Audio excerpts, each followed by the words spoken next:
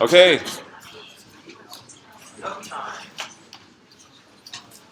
Okay, now that doesn't mean that if I put lots of writing up there, you have to get every word down. That's not what I'm saying. I'm saying be engaged. Be engaged. So think, take good summary notes. Condense it into what's important.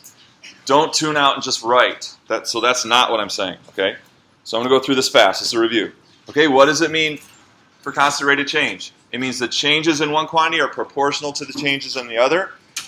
And that gives us two mathematical results. Every change in y is a multiple of its corresponding change in x. Arguably one of the most important formulas of the whole course. Okay? And then similarly, the constant rate of change is what? The relative size of the change in y to the change in x. So every change in y has the same size relative to its corresponding change in x. Okay? So these are our two. These are the two mathematical results that are at the heart of constant rate of change. So that's why we come to a situation. Identify x, identify y, identify delta x, identify delta y, identify k. So you can model the situation with the mathematics. Okay? Okay, so you did some homework on slope and lines. Okay? So here's showing a delta x and a corresponding delta y from a point on a graph showing constant rate of change. So how is slope? Way before you ever knew what delta was, how did you calculate slope? y2 minus y1. Yeah, rise over run. The rise was y2 minus y1 over x2 minus x1.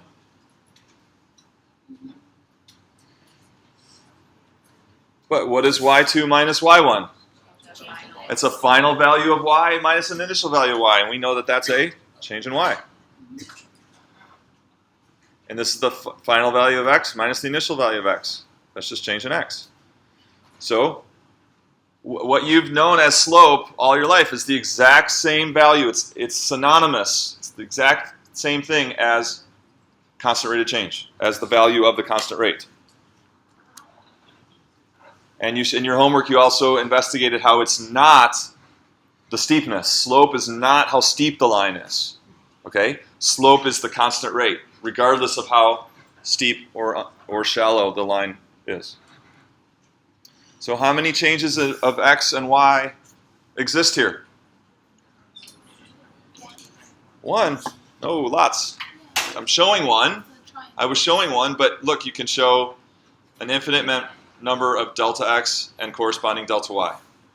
And then I could, not only could I do this, but then I could move the starting point, right? Imagine moving the starting point to show all these delta x's and delta y's starting somewhere else. Okay, so a function has a constant rate of change, and its graph passes through the point AB. So here's the point AB, and the slope of m.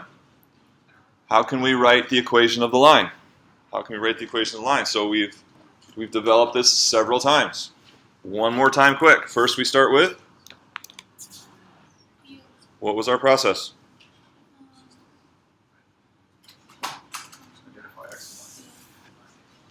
Well, we don't have a context here. So x is our horizontal coordinate, y is our vertical coordinate. So starting from AB, how do we build the slope of the line? Someone please know this. How about Anthony Colucci? Where's Anthony? No Anthony? Well, I'm Ryan. No, Colucci. Okay, not here. Joshua Evanson. Yeah, in the back. So what did we do first to build the equation of this line, given a point and the constant rate of change, or the slope?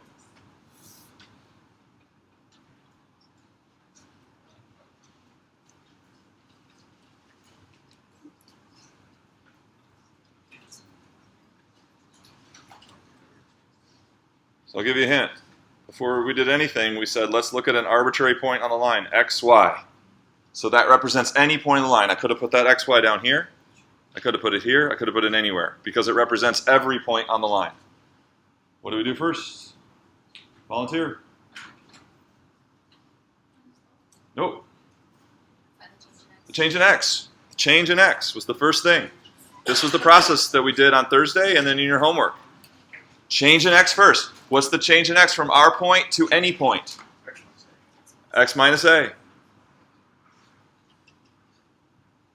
And then we know we have constant rate of change. So if we have constant rate of change, getting delta y is like, so easy, it's like falling out of bed. How do we get delta y?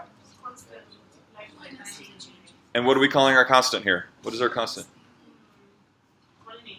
M. We're calling it m. So m times?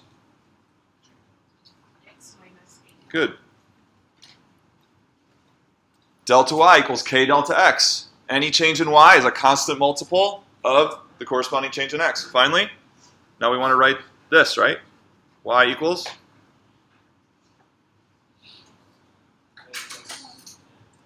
What is it? A plus m times x plus z.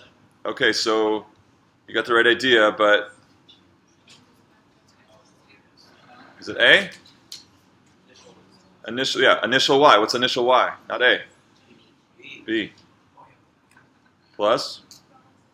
So this is old, or y initial, plus the change in y gives the new y, which is our any y, right? So that's this y here. This is any y. So we got b plus m times x minus a.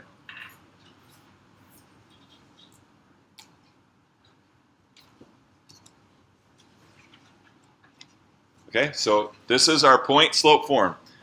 So we've built it up many times now. Hopefully you worked through that process several times in the homework. So now that we've done it over and over again, we've got the idea, we know where everything comes from. So now we've earned the right to use it. We can just apply it. We don't have to go through all three steps every time we write the equation of a line. We know where it came from. We've solidified that, and so we can just use it now. And remember that m, how are we going to get m? M is? That's our delta y over delta x, right? That's our constant rate of change. Slope is the exact same thing as the constant rate of change.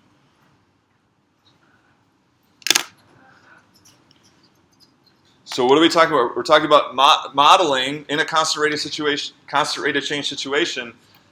We focus so much on delta y and delta x, but when it comes to the line, we're talking about, okay, how do you model how x and y, with the relationship of actually x and y, okay? So that all begins with working on delta x and delta y in that constant ratio, but now we actually look at the relationship of x and y, and those points on that line form that relationship, or represent it. Okay, so that's the next thing we need to do. It's super important in calculus, is piecewise linear functions. Piecewise. So a piecewise linear function is a function that has a constant rate of change, but it has different constant rates of change over different intervals.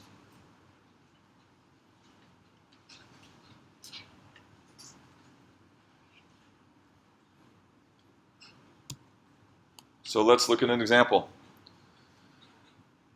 A jacuzzi, a small whirlpool, it holds 550 gallons of water, is square in shape, and has a step on two opposite sides for sitting.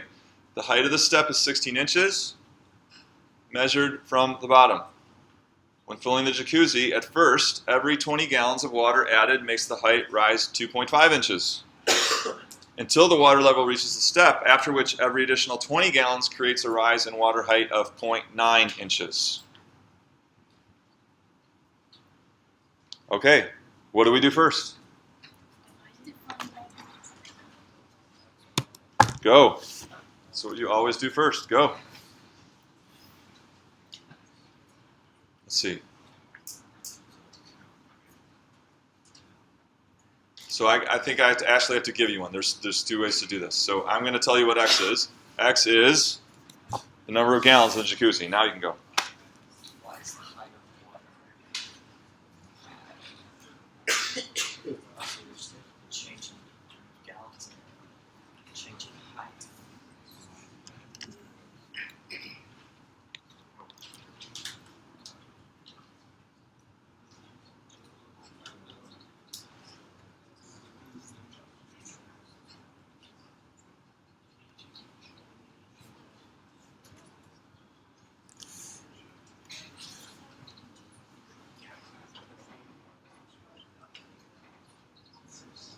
Okay, so now it's important when you define y that you're being specific about what you're talking about.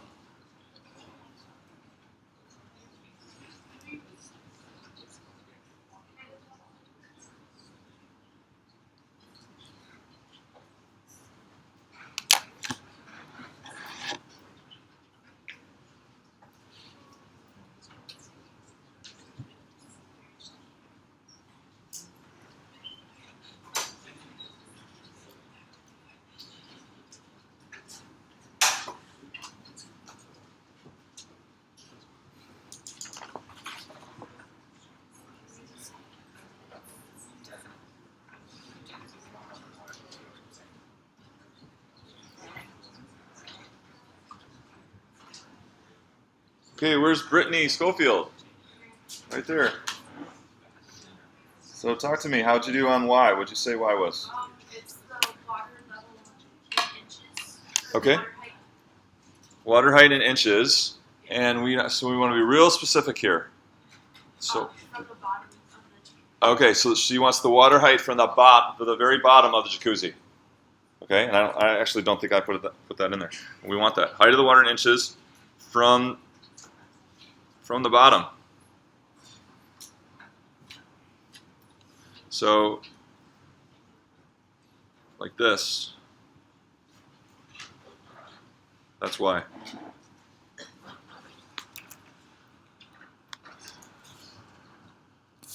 Is the water height. Okay? Delta X. Yeah? Oh, because you've also said the water level. The water level. So we want a quantity. In inches. But But as opposed from the bottom. so what do you mean by that? So you really got to be specific. When you say water level, it's not really a quantity. It's not really a measurable thing. So just be really specific. So with the height from the bottom in inches. Okay, delta X. Should be easy. Change in the number of gallons or a number of gallons added.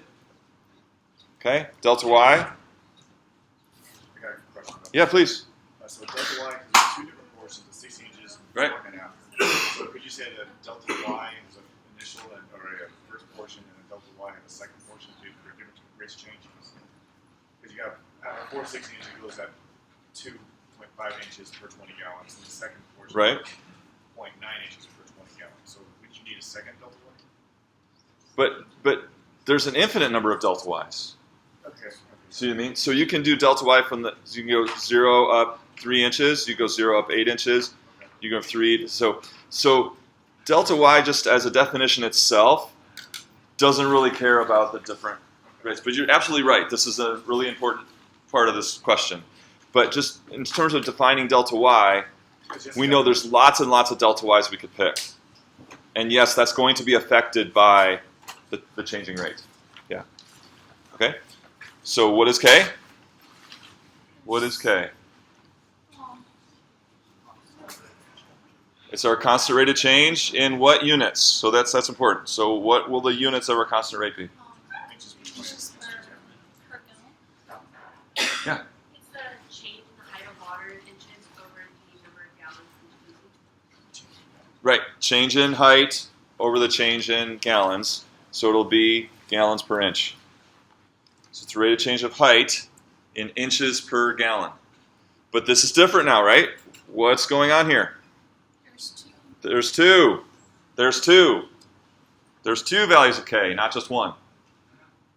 So that should feel good. All right, so before we go any further, let's just make just a real rough sketch of if we were to graph Y and X. Just what are we expecting? No numbers, just Y, the height from the bottom in inches, and the number of gallons added. So no numbers, just a rough sketch of what this graph, you think this graph is going to look like. Go, everyone, draw it.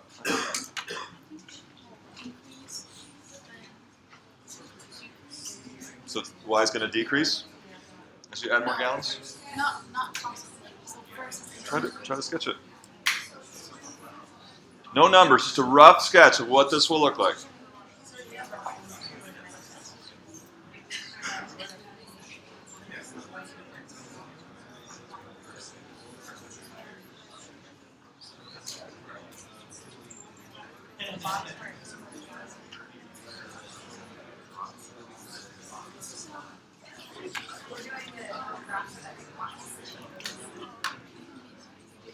Okay. Yes, that's what. But,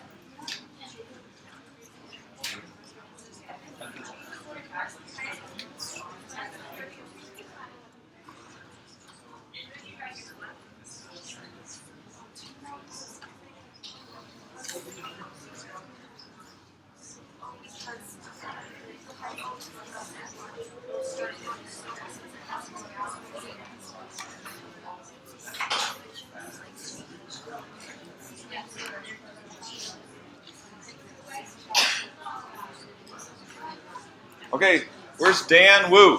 Where's Dan? Dan Wu? So can you describe to me what you think that looks like, or can you just show me your sketch? Okay, so this is what you do. So x equals 0 means what? X equals 0 means what? it has started yet. 0 gallons, no water. And what will the height be? 0. So, okay, so I lied. There's some numbers. But that's all we're going to do, okay? And she drew this. That's what she drew. What do you think? Okay, so we have some rate of change for a while for some number of gallons. Does it tell us? No, it doesn't tell us. Okay, so until we get to some number of gallons. And then what happens? The whole bottom is filled up, and then suddenly we're in the higher part filling up, and what happened to the rate of change? Did it decrease gradually or abruptly? Does the rate of change decrease gradually or abruptly? Abruptly. All of a sudden, when that water starts to get on top of the step, now that rate of change is different, immediately different and less. So there's a sharp, abrupt corner in the graph. All right, and so then now for more water added, the height still goes up, but it goes up at a slower, constant rate. Okay, so now we're gonna. This is the idea of a piecewise linear function. This is the idea of a piecewise linear function. So let's do some math here now. Any questions on the setup and what we're expecting? Here we go. So we know what we're expecting here. Let's just draw that over here.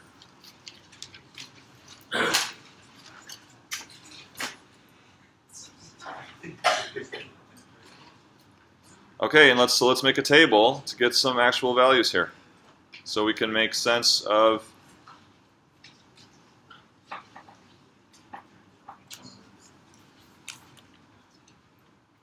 So let's get some key points. What's the first obvious key point? X and corresponding Y. Double bagel. So 0 gallons means 0 height. Okay?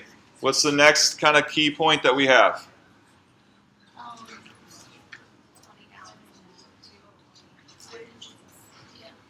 So we're going to fill up at this constant rate, and then so we'd be very interested in this point, would we not? What do we know about that point? 16 is X or Y? Y. Okay? And what else do we want to know about, say, maybe this bottom portion of the tank, of the jacuzzi? Would be very helpful. Okay, so just looking down here at the bottom part. So what are we going to need then to figure out how many gallons? It's going to change by 20 gallons. Okay, right? Let's call this K1.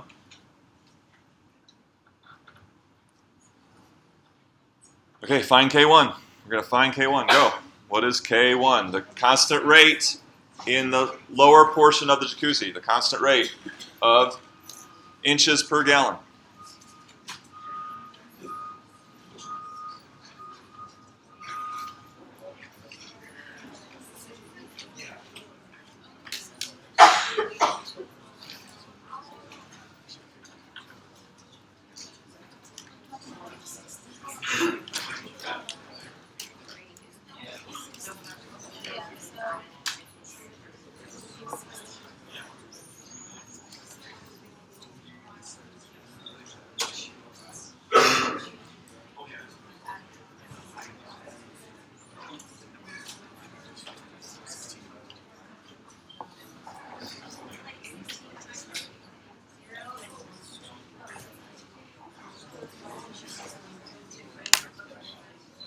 Okay, where's Anna Overton?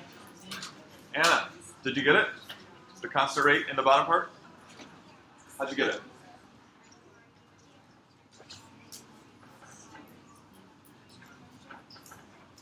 Nice and loud, you did. She wants 2.5 divided by 20. 2.5 here represents what? A change in y, a change in height, and the corresponding change in x would be? Gallons. And so she said 0.125, and what are the units on that, Anna? Inches per gallon.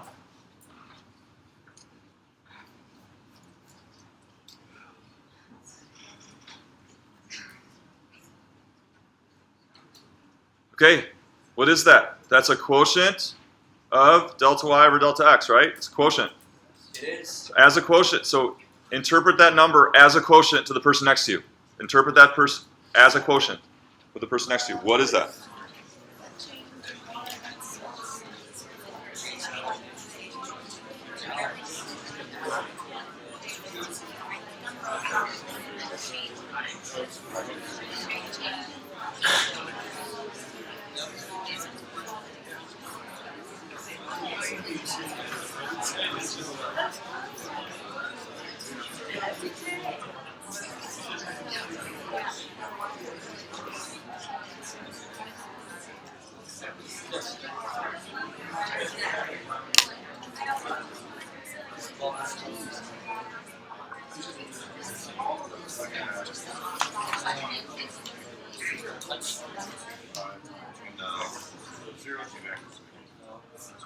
Where's Robert Spicer? Robert. Getting everyone over here today. All right, so tell me, what does the 0.125 mean? 0.125 is how many inches it will rise per gallon, or how the height will rise in inches per gallon. How the height will rise in inches per gallon. Okay, it's true. So, can you be more? Can you say it a different way, or can you be more specific than that? How the height will relatively change to the amount of gallons added. How the height will relatively change to the amount of gallons added. So you've got some amount of gallons added. We know that the height will change. By 0.125 times the change of the number. Right. So that's actually like 1/8. So if we change the number of gallons by some amount, what will happen to the height? Change by It will change 1/8 as much. The value will change 1/8 as much in inches as gallons that we put in. 1/8 as much in inches as the number of gallons that we put in. Okay? All right, so then what's this? How'd you get it? Math. I just use a y, chain of y equals the constant times change in x. Okay, so we got delta y equals 0.125 or 1/8 change in x. And just chain of y from there down to 16. So he said 16 in here and solved for a change in x. So 16 is 1/8 of what? 16 is 1/8 of what? That's what we're saying. Yes. 128. 128. Person's all-time record high. How about this? Let's see, where can I do it? I'll do it here.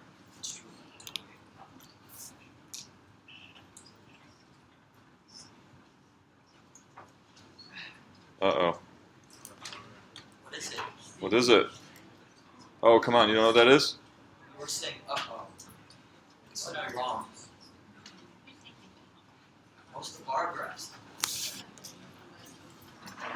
First bar, number, height in inches. Second bar, gallons. And we know that for a height of 2.5, this is good practice for the test, 20 gallons. corresponds to 20 gallons.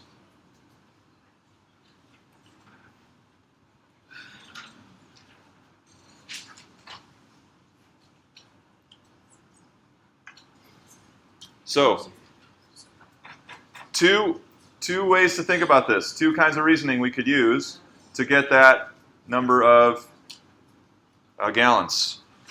What are the two types of reasoning we could use? Scaling and constant multiple. So see if you can talk it through both ways. Talk it through both ways. Scaling and constant multiple to get that. We know it's 128, but pretend you don't.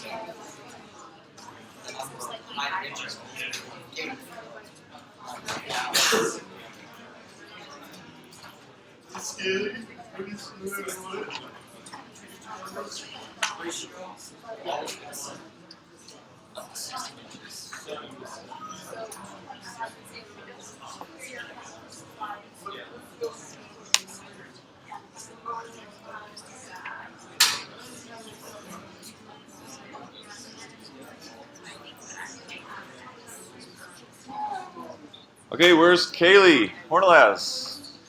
Kaylee here? So, you get to choose.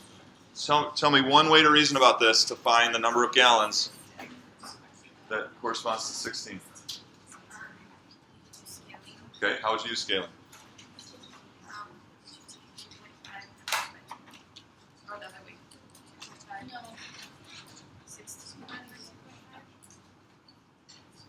So what is scaling about?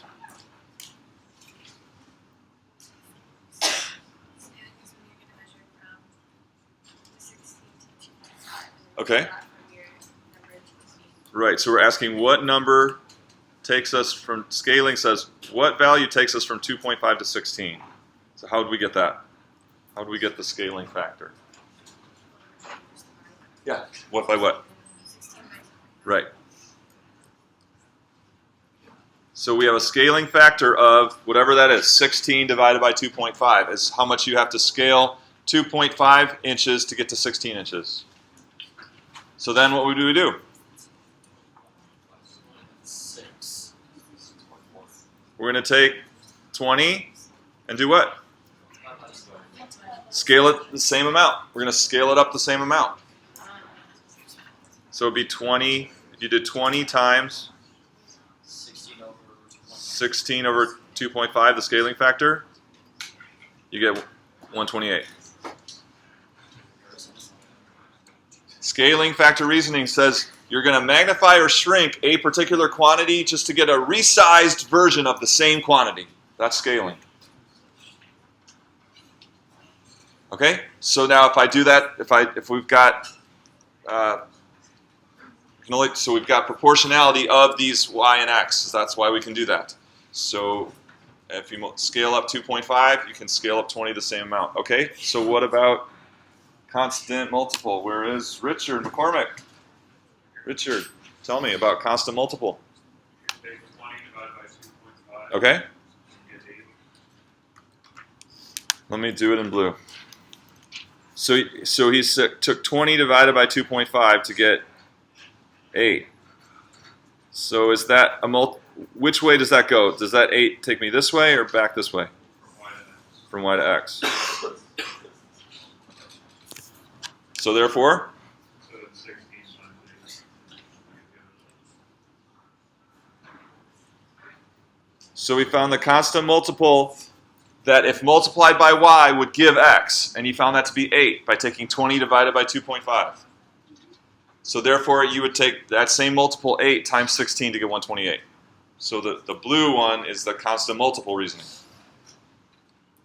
Okay, so great practice for the exam. Any questions on that review? Okay, you don't have to pay me for that. That was free.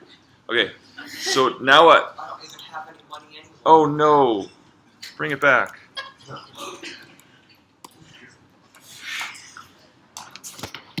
It's gone.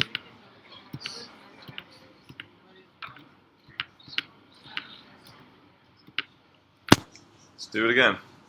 So what's the X one? So remember we got our, you know what I think it's going to look like? Our X and Y. 0, 0, 128, 16.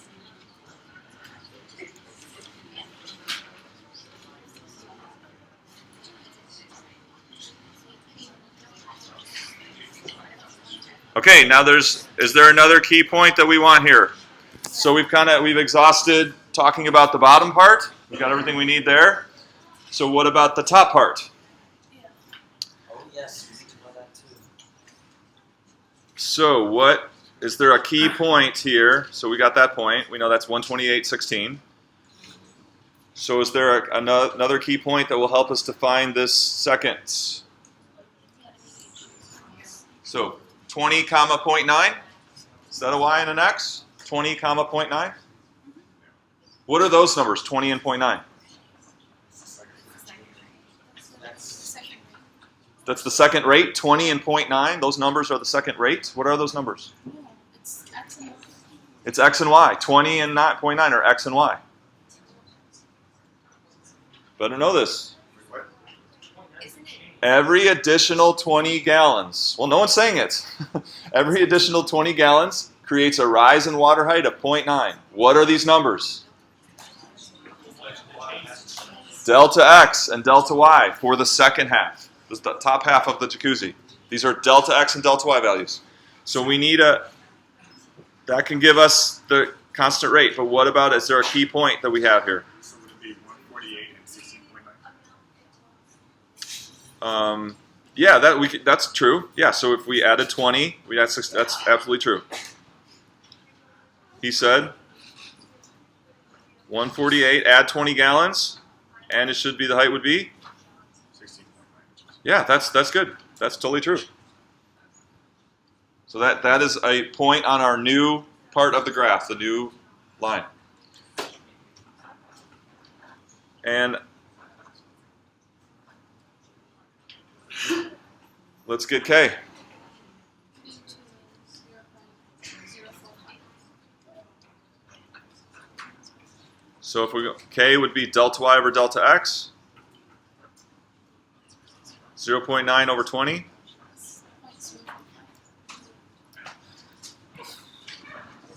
0.45.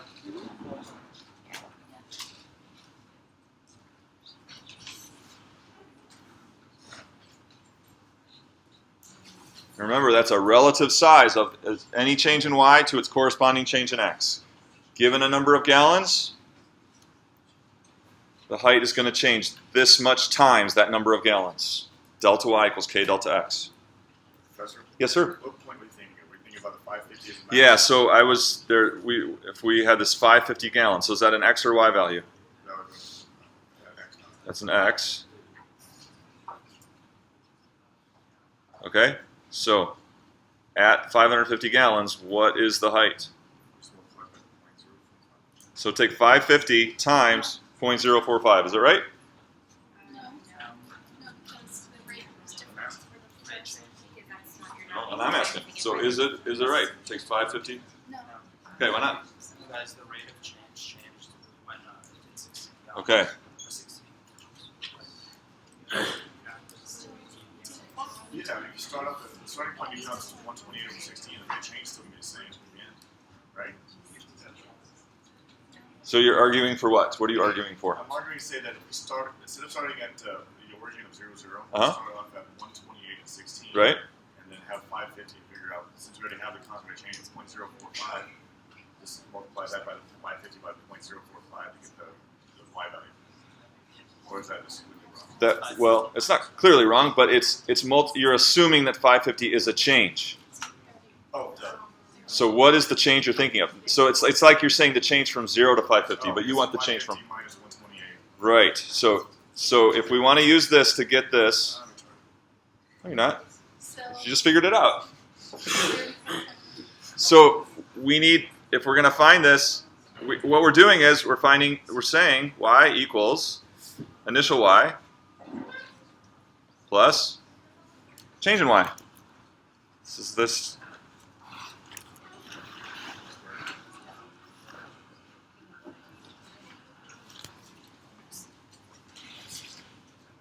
Okay, so this is how we can find this final value of y.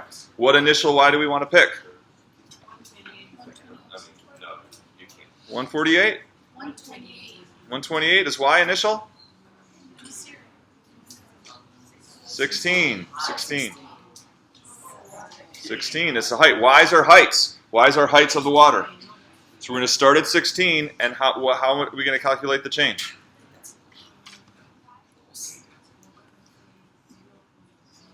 .045.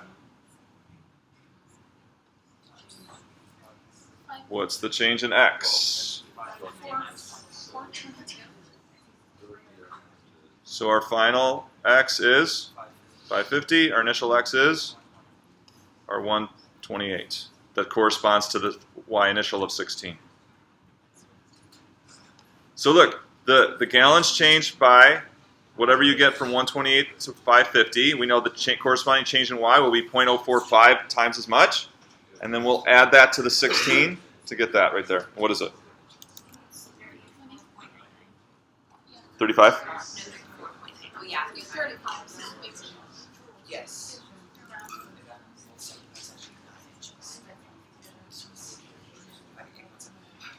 You're right. And you should get 35. Did you get 35?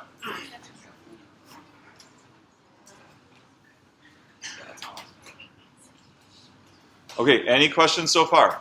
So how are we going to write? So we want to write y as a function of x, and we're going to call the function, say, capital J for jacuzzi.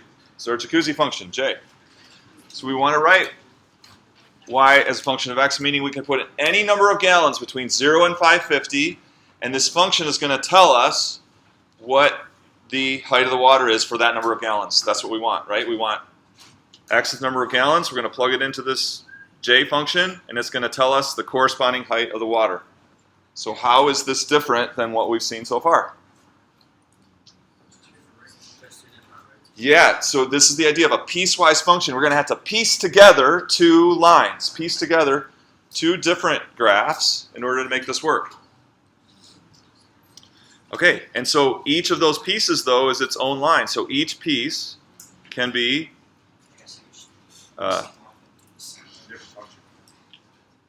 m x minus a plus b. Like I said, we've paid our dues. We've done the hard work to build that form, so now we can just use it.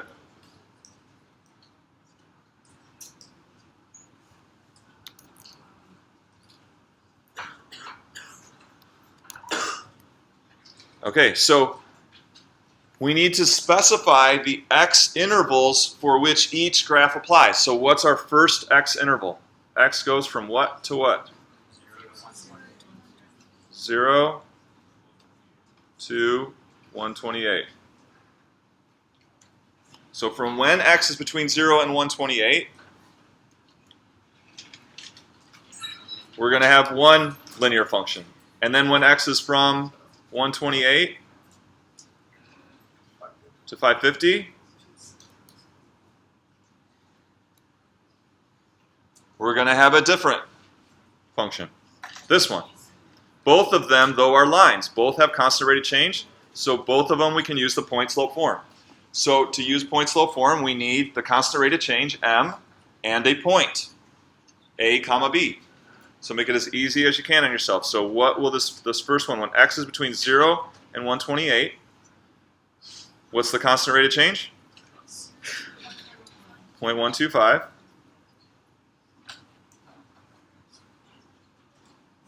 And now we need a point. Make it as easy as you can on yourself. What point should we use? 0, 0. So we got x minus 0 plus 0.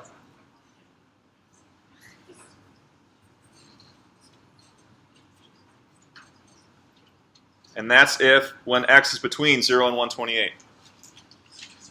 So now when we write the second line, this is where this point slope form has such an advantage to us. Okay, so mx plus b is very inconvenient here for this second line. Why?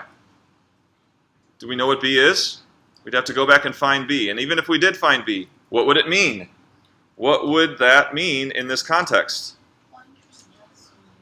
It'd be greater if we go with the line continued on. Right, but so like but with the jacuzzi, like in terms of the jacuzzi, the gallons and the height, we could come up with a kind of convoluted way to think about what that B value would mean, but just in a simple way, this B is meaningless for our situation. You see, so if we extended that line down to get the y-intercept of that second part, it doesn't mean much. But using the point slope form, we can just write this down because what's our constant rate of change? 0.045. And then we're going to use the starting point. Piece of cake, x minus.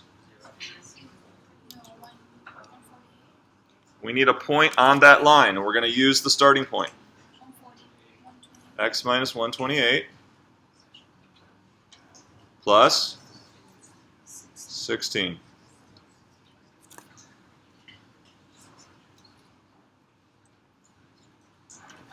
Okay, so I didn't have the result that I wanted there. Let's see.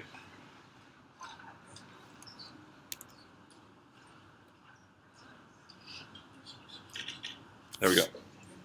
So this J function is two pieces. When x is between 0 and 128 gallons, we want to calculate this. And when x is between 128 and 50 gallons, we want to calculate this. And that starts at the 16,128 and then proceeds at the new constant rate. So it will give us these points here. So we would not have to find where the y-intercept would be if that would continue on that line. We don't want to. It doesn't have any relationship to the situation. It doesn't. When at 0 gallons, that's only 0 height. So this y-intercept for this, meaningless, right? Doesn't have a meaning for our situation. Okay, so let's put this in graphing calculator.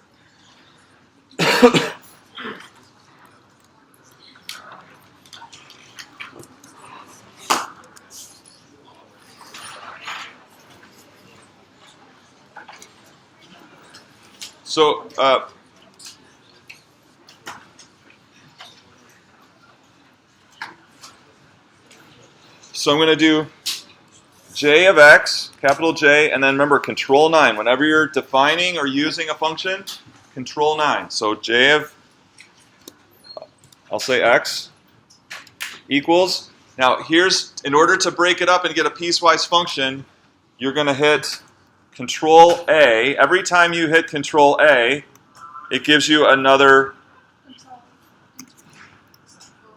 So what about for PC? Does control A work? Anybody? Is it control shift A? Just control A. Well, you have a Mac. For PC. Control shift A? Control shift A. Control shift A. And then every time you hit it, you get another line. So right now I've hit it 3 times. I got 4 pieces. So let's go back. We want 2, right? Our piecewise function has 2. So all you have to do is hit control A once. But if you had 4 pieces, you just keep hitting the control A until you had it. So what did we say? We said it would be 0.125 times x minus 0 plus 0. And then we're going to say if 0 is less than or equal to x is less than or equal to, what was it? 128, thank you. There's our first line. And then our second line was 0.045, x minus 128 plus 16, if. Now we got to make sure, if x is 128, we can't have that be both lines. Graphing calculator is going to pick one or the other. So we're going to do strictly less than, 128 is strictly less than x, but now we want 550 to be on this line, so less than or equal to 550.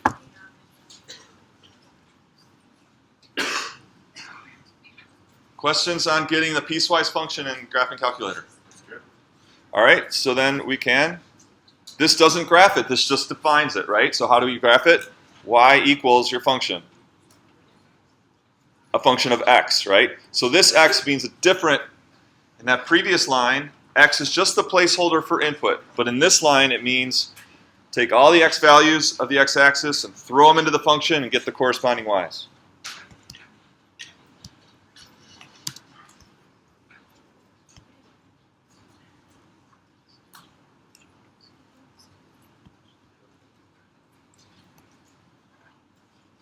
Okay, that should just graph the graph and not this thing over here. So we got the graph, and just as a quick review, good review for the test. When you look at that, what I've got is a purple graph. What are you looking at when you look at that purple graph? What is it?